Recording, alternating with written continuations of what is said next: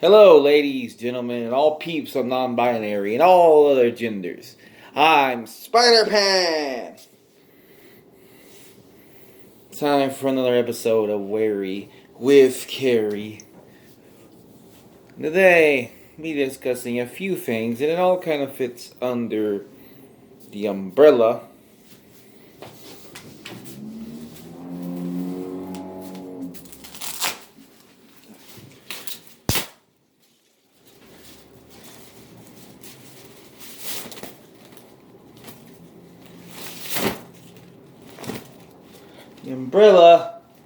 of the idea of misinformation. Damn, this umbrella's fucked up. There we go. Take two. Yeah, we try that one more time. It all fits under the umbrella of misinformation. By the way, if I'm cosplaying a wrestler right now for this umbrella gimmick, it's Willow the Wisp, not any other umbrella adjacent wrestlers, just to be clear. Anyway, misinformation, which is not a song by Beyonce from the early 2000s. No. Was that Kelly Rollins? I don't remember. No, it's basically people spreading falsehoods, false ideas, false claims, false truths, propaganda, if you will. And I made a few videos in a similar vein about things like January 6th and about, remember a full-on video, but about just different things that are said. The cancel culture bullshit that like Cara Dunn was fired from Disney and stuff like that, and that's cancel culture and all this shit. This one's going to be more specific, starting with two different YouTubers that I both enjoy, one being Cyrus and one being Adosa Buckley. And Cyrus, don't have anything against him in this video specifically. He made a video about Adosa Buckley, one of his videos where he talked about trigger warnings. And in this video, I really think if you want to, you should go watch both those videos to get a full, broad scope. What I'm talking about, but you don't have to. But basically, Buckley's basic stance was, to put it mildly, that people are babies for wanting trigger warnings in a video game. That you have to accept the fact life doesn't have trigger warnings and go see a therapist and things of that nature. He said stuff like this. I'm quoting him directly when I'm saying these things, okay? It's not me saying it. It's not me paraphrasing. I just want to make that clear. Now, the problem with this idea and the problem with this whole thing is that it's a really weird stance for me to take that you have a problem with trigger warnings at all. Because, like, trigger warnings are bad. We've had trigger warnings our entire lives. We've literally had them in our face. We've had Beavis and Butthead with a disclaimer telling you not to do the things you're seeing on this show. We've had Jackass telling you not to do their stunts. We've had wrestling tell us, don't try this at home. Now, that's not necessarily the same thing as trigger warnings, but it's still a disclaimer, so it's the same tone. Let me make that clear. Again, the misinformation thing. I don't want to be misinformed. But the idea that, warning, this show might have extreme violence, or warning, this show might have a lot of cussing and a lot of crazy shit. It's always been there. Nobody cares. Nobody goes on a tangent. Except people online who have to make YouTube videos and occasionally try to reach out. Now, I'm not saying Buckley's a grifter. I don't think he is. I think he's a dude that he just kind of talks about whatever pops on his head or whatever he thinks he can get people interested in. Kind of what I do. I just think in this case, Buckley missed his mark and kind of went more for the reactionary opinion, basically, than the actual realistic opinion, which is that it doesn't really matter. Like, if you're, first of all, why are you even upset about trigger warnings? If it doesn't bother you, why do you care if somebody, doesn't want to see maybe a rape scene in a movie or a violent, extreme murder or torture scenes? Why do these things bother you? If it doesn't affect you personally, why do you care so much? Why is it an issue for you in a video game? And like, even porn pictures, even hentai pictures I've seen on Reddit. Reddit, one of the biggest cesspools on the internet that most people know of, as full of just wretched, horrible subreddits full of assholes who basically live to cause misery. Not all of it, but there's a lot there. This place has literally put hentai pictures with trigger warnings before the hentai. Things that might say, oh, piss mention or mind break, stuff like that. Where it's supposed to be the idea your mind is broken, like by the sex you're having, stuff like that. Like, this is extreme. I should probably put a trigger warning here, maybe, to warn you I'd be talking about these things. But you get the idea. You might not be into piss. You might not want to read about that. Even in a picture, even if it's a picture just with the words, like even if you're just looking at the regular pictures, you might not want to see that. You might not want to see the piss on the screen. That's understandable. I think that's fair. People deserve the right to know that. So why is this an issue? Why is this a thing that people are freaking out about? Why are people making videos like this? And I think it goes back to another misinformation, which is that people today are softer. They're a softer generation.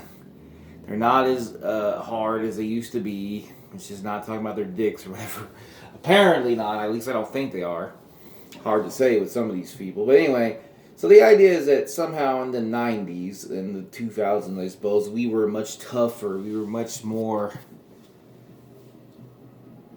unafraid to be offended or whatever. And I say that's complete fucking bullshit. Let's get that out of the way right now. As somebody who lived in the 90s and the 2000s, I can tell you that that generation, 90s, 2000s, the people, whatever you want to say, whatever the idea, the culture, was way more fucking pussy, way more scared, way more cowardly, way more chicken shit than anyone. They were the most offended. You think I'm fucking lying? You think I'm full of shit? Go back from 2003 and watch people's reactions to any time anybody said anything even remotely critical of the U.S. or Bush or the War on Terror up until like 2003 to about 2008. Or no, 2009, let's be honest. No, wait, 2008, because that's when Bush was like basically around the time that Bush was leaving office. You basically have to go to the end of Bush's reign, when it's Obama. I was speaking 2004. From 2003 onward, almost to literally the end of Bush's reign, that's when it became okay to say shit about Bush, to say bad shit. You want proof? Dixie Chicks. I already brought that whole thing up. If you see my video on the whole Cara Dune, Gina Carano situation, you know about this, but this shit happened. They had death threats aimed at these women because they said they were ashamed of the President of the United States being from Texas. And you're going to sit here and tell me, oh, people back then, they were less offended than today. No, you were a bunch of crybaby piss babies, a bunch of crying piss babies who couldn't even handle seeing a gay character in a kid's cartoon, or even using a gay character on a show that wasn't for kids, like a sitcom. You couldn't even barely handle more than one gay character at a time. You had piece of shit companies like the PTC, the Parent Television Council, literally going, oh, Buffy the Vampire Slayer is bad because they have gay witches on there. And that we don't want that for our children, even though Buffy itself is not necessarily even a kid show. But you're going to sit here and tell me, oh, today people are more pussified, people are more scared, people are more fucking snowflake. Bull fucking shit. Boo-hoo. You know what this really is? What this whole thing is? What even the thing about trigger warning is basically people literally trying to sit here and mad, upset, and getting all their panties in uproar, getting their bowels in uproar, getting all out of shape because they can't be the piece of shit people they used to be without somebody telling them, hey, maybe that's not right, maybe that's not good. Maybe you're a piece of fucking shit. They don't like that. They don't like that you can't, and they don't like that people like call them out on their bullshit, even though people did that before. But now, but we have social media, so there's a bigger voice. Yeah, you can shut off that voice. You don't even have to have an account. You can ignore that voice too. But because it even exists to these people, that means now some things have changed. So now when people get upset because you say a fucking slur, all of a sudden, everybody's snowflake now. Even though the way it was before was that you pussies couldn't even handle the innocent shit. I mean, you want to talk about how fucking snowflake, how generations were. Let's take a look at some things we had. The fucking Hays Code. A code I talked about in another video that literally wouldn't even allow you to even have anything insulting towards religion or God. Think about that. In a country that does not have a set religion, in a secular country, a country of freedom of religion, you couldn't say any bad thing about God. Now, I don't know the entire Hays Code by heart, but I'd be willing to bet if you said something bad about Allah, or not Jehovah, Allah, or you said something bad about Allah, or about Thor, or Odin, about Zeus, about Satan, about Baphomet, any of these other characters that are gods, you and people have worshipped them, and some still do to this day, then they would have no problem with it. They'd probably applaud you. They probably would give you extra money to make your fucking movie. There's that. There's the whole situation I never talked about with Two Live Crew, a group that made a song called Me So Horny. From I believe it came out in 89. It came out like 1 year after I was fucking born. And these people literally went out of their way to ban this song and ban this album from being played in nightclubs where people wanted to hear it.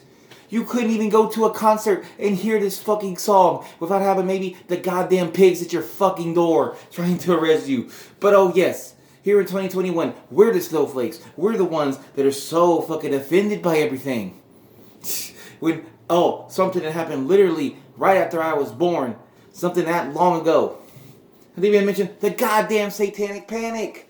You literally created this fucking narrative that Satanists were doing these things that wasn't even true. Getting back to misinformation. You literally ruined people's fucking lives all over some bullshit lies because you don't like Satan or you don't like anything that isn't Christian or religious. And honestly, this is the thing. The reason what I'm getting at here is I sound maybe a little more upset than usual. I sound a little more frustrated if you will. And maybe I am. Because honestly, this shit clearly has been going on longer than I've been alive. And it's pretty sickening. It's pretty disgusting how they switched the narrative. How for fucking decades, these piece of shit people that try to ruin everything, ruin anything that they don't like, that they think is personally offensive to them, they push that narrative that is wrong and that is bad. And then even today, people like Ben fucking Shapiro, that piece of fucking garbage, that piece of scum that wouldn't even be picked off the bottom of a damn swamp. That motherfucker literally is out here trying to make any fucking thing that's related in any way, shape, or form to trans people bad. That somehow it's offensive in some way. Or if there's a gay character cartoon, this little bitch is still out here making videos like it's the fucking 90s. Because he's a whiny little piss baby. But guess what? He gets millions of dollars from asshole cunts who listen to his fucking ass. And pay for their fucking daily liar. The same people who hired Gina Carano. Look at how all that ties together and how that narrative spins, don't you see? They hate cancel culture, yet they want to cancel. And that's the way it is, because they're all two-faced as fuck. Harvey Dent has nothing on these motherfuckers. What I'm trying to get at in this rambling rant is that this shit's been going on longer than I've been alive. Probably longer than anybody that ever will watch this video has been alive. Longer than they've been alive. And probably longer than any of us will be alive. And it's pretty sad. It's pretty heartbreaking and disgusting. Especially now that they're trying to spin a narrative. Oh no, it's you who's too offended. It's you who's upset. It's you that is a joke. You who is taking things too far and you don't have the balls or the guts or the courage to stand up to things. So all those people, I say, fuck you. Fuck you. And if a trigger warning bothers you, if it bothers you that they exist, then you are a fucking offended crybaby. And you need to get over it. That's what I say. That goes for anybody that feels that way. And also, just a little message. I don't think you're going to watch this. And I'm not calling you an asshole for 45 minutes or even 50 minutes, Buckley. You claim that that's what Cyrus did in his video because you say you don't have time to watch it because you don't watch a video. Somebody called you an asshole for 45 minutes. Because you already know you're an asshole. I'm not calling you an asshole. I haven't called you an asshole one time. No. I'm only going to tell you this, Buckley. Besides everything else I said here, I like your videos. I usually enjoy your content. And I think you made some damn... Speaking of cancel culture, you made a damn funny-ass video about cancel culture. Basically showing how fucking ridiculous it is when the people who cry cancel culture claiming they're being canceled and they make more money and how fucking hypocritical it is. And you made a great video making fun of all the stupid transphobes that get their panties in a wad about trans women in sports. You did great on that. I think it's fantastic. I would recommend both those videos if you haven't watched them. Hell, there's probably a few more videos of Buckley's I recommended. Those were like musical autopsies. Basically, you could watch all of them. They're all pretty fucking good. I don't think you hit the mark always, but I think when you do, it's pretty damn awesome. And speaking of Two Light Crew, your little video about how 90s rap was pretty terrible was pretty funny. But I will say, dude, how are you going to sit here and say, even more offensive than your little rant about trigger warnings, how are you going to sit here and say that Pac-Man was the closest thing you had to a story in the 80s, in these video games, when The Legend of Zelda existed? Come on, bro. Final Fantasy. Okay, you probably tell me, yeah, well, I'm not a big video game nerd. Yeah, but you can't tell me you don't know Legend of Zelda exists. Even the most average video game nerd knows this shit. You don't have to be a big video game nerd. You don't even have to play the video game in probably 40 years, though, that the Legend of Zelda kind of existed in the last 40 years. But anyway, that was basically my basic rant, if you will. And all this weird propagating. I just don't like this propagating and stuff. And trigger warnings don't matter. They matter. They're important. Let me say that again. I didn't say that. I mean, people who are triggered by trigger warnings don't matter.